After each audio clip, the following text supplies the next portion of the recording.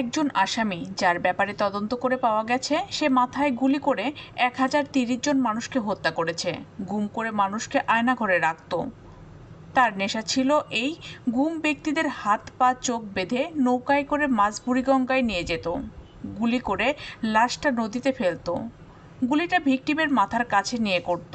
তার গুলি করার পর নিহত ব্যক্তির মগজ ও রক্তের গরম ছিটা হাতে লাগলে দারুণ ফিলিংস অনুভব হতো। কে এই সিরিয়াল কিলার? আন্তর্জাতিক অপরাধ ট্রাইব্যুনালের চিফ প্রসিকিউটর অ্যাডভোকেট তাজুল ইসলামের এই বক্তব্যের অনুসন্ধানে জানা গেছে, এই হিংস্র খুনি বরখাস্ত সেনা কর্মকর্তা মেজর জেনারেল জিয়াউল আহসান। 2009 থেকে 2015 সাল পর্যন্ত র্যাবের বিভিন্ন পদে কর্মরত থাকা অবস্থায় নিজের টিম নিয়ে এই খুনগুলো করেছেন তিনি। গুম করা ব্যক্তিকে খুন করতে তিনি বলতেন, গল্ফ করো, অর্থাৎ ওকে খুন করো। জিয়াউল আহসান এখন কেরানীগঞ্জ বিশেষ কারাগারে ধলেশ্বরী ভবনের ডিভিশনপ্রাপ্ত সেলে বন্দী আছেন। টেলিফোনে জানতে চাইলে বিশেষ কেন্দ্রীয় কারাগারের জেল সুপার সাইফুদ্দিন নয়ন জানান, সুনির্দিষ্ট কী অপরাধে তিনি কারাগারে আছেন বলতে পারছি না, তবে তিনি 15টি মামলায় বন্দী আছেন। এ সম্পর্কে অনুসন্ধান করতে গিয়ে জিয়াউল আহসানের নৃশংসতার অসংখ্য কাহিনী জানা গেছে। পলাতক শেখ হাসিনা এবং তার নিরাপত্তা উপদেষ্টা তারিক সিদ্দিকের নির্দেশেই বেশিরভাগ মানুষকে গুম করেছেন জিয়াউল আহসান। তিনি হাসিনা ও তারিক সিদ্দিকের একান্ত অনুগত ও বিশ্বস্ত ছিলেন। তাদের নির্দেশে গুম করে আয়নাঘরে রাখতেন ভিকটিমদের। সেখান থেকে বিভিন্ন কায়দায় খুন করে লাশ গুম করে দেওয়া হতো। জিয়াউল আহসান গুম হওয়া ব্যক্তিদের জমটুপি পরিয়ে মাইক্রোবাসে করে পোস্তগোলা ব্রিজ, কাঞ্চন ব্রিজ কিংবা কাঁচপুর ব্রিজে গিয়ে গুলি করে লাশ ফেলে দিতেন শীতলক্ষা ও বুড়িগঙ্গা নদীতে। একদিনে একজনকে দিয়ে 11টি এবং আরেকজনকে দিয়ে 13টি খুন করার রেকর্ড আছে।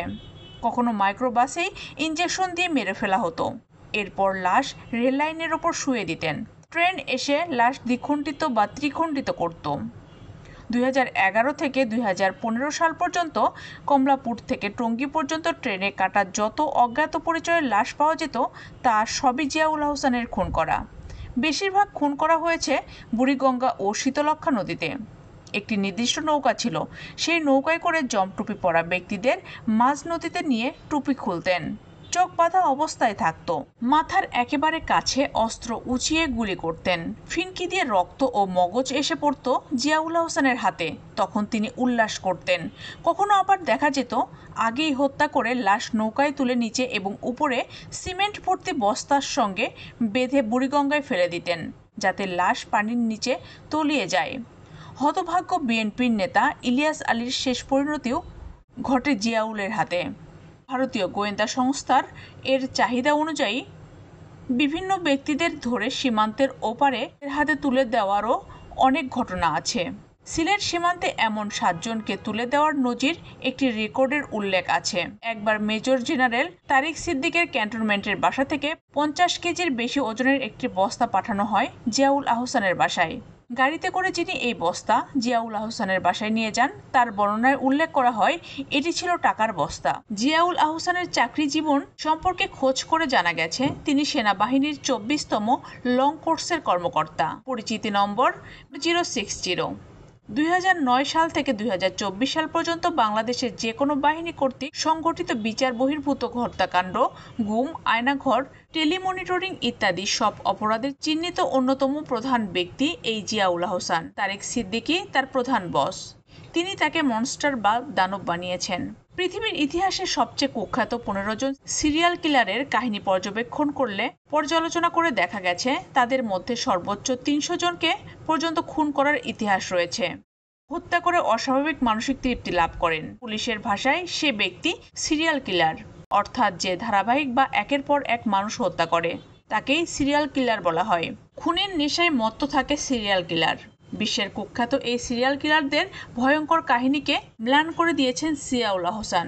আন্তর্জাতিক অপরাধ ট্রাইব্যুনালের চিফ প্রসিকিউটর তাজুল ইসলামের বক্তব্য এসেছে, জিয়াউল আহসান 1030 জনকে গুম খুন করেছেন অত্যন্ত নৃশংস বিভৎসতায়। আগে বাংলাদেশের সিরিয়াল কিলার হিসেবে খুলনার এরশাদ শিকদার ও চাঁদপুরের রসুখার কাহিনী চাঞ্চল্যের সৃষ্টি করেছিল।